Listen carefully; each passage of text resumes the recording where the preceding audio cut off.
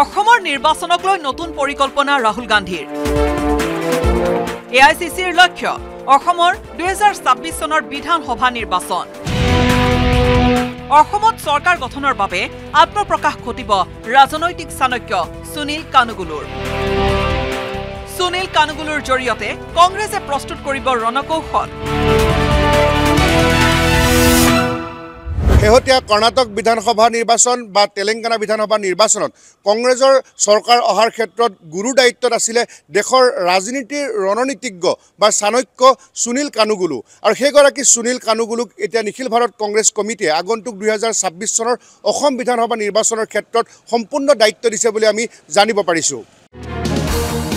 হয় অসমৰ নিৰ্বাচনৰ বাবে কংগ্ৰেছৰ সম্পূৰ্ণ ৰণকৌশল প্ৰস্তুত কৰিব দেশৰ ৰাজনৈতিক ৰণনীতিজ্ঞ সুনীল কানুগুলুৱে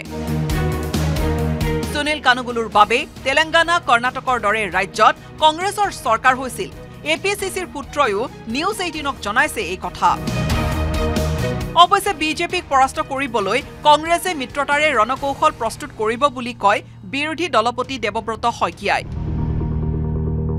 কংগ্ৰেছ নিশ্চিতভাৱে 126টাতে শক্তিশালী নহয় আমি এইটো চেষ্টা কৰিব লাগিব যে আমাৰ লগত আৰু কাৰবাক ললে মানে বিজেপিক পৰাভূত কৰিবলৈ আমাৰ বাবে সহজ হ'ব নেকি এই কথাখিনিও আমাৰ প্ৰদেশ কংগ্ৰেছৰ সভাপতিয়ে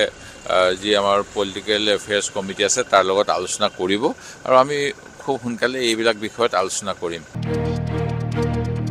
বিজেপিক উৎখাতৰ স্বাৰ্থত কংগ্ৰেছ দল কেনেকৈ অধিক শক্তিশালী হ'ব পাৰে তাত দলে গুৰুত্ব দিছে বুলি কয় অসম প্ৰদেশ মহিলা কংগ্ৰেছৰ সভানেত্ৰী মীৰা বৰঠাকুৰ গোস্বামীয়ে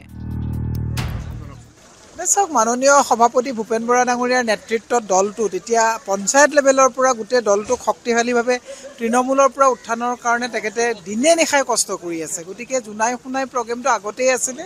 বিভিন্ন কাৰণত পিছুৱাবলগীয়া হৈছিলে গতিকে এতিয়া প্ৰস্তুতি চলি আছে গতিকে আমাৰ বিশ্বাস যে দলে 26ত পুৰা তৃণমূলৰ পৰা দল শক্তিশালী তেখেতৰ নেতৃত্বত হ'ব আৰু আমি 2026ত অসমত কংগ্ৰেছৰ নেতৃত্বত চৰকাৰ হ'ব বুলি দাবী কৰে মীৰা বৰঠাকুৰে হৈ আছে পঞ্চায়তৰ কাৰণে আমাৰ গোটেই পঞ্চায়তৰ কাৰণে বুথে বুথে মিটিং হৈ আছে বুথে বুথে শক্তিশালী কৰা হৈছে আমাৰ বিশ্বাস এইবাৰ ভূপেন বৰা ডাঙৰীয়াৰ নেতৃত্বত আমি দলে শক্তিশালীভাৱে 26লৈকে আমি ৰাজনৈতিকভাৱে মানে সক্ষম হ'বৰ কাৰণে পৰিকল্পনা কৰিছো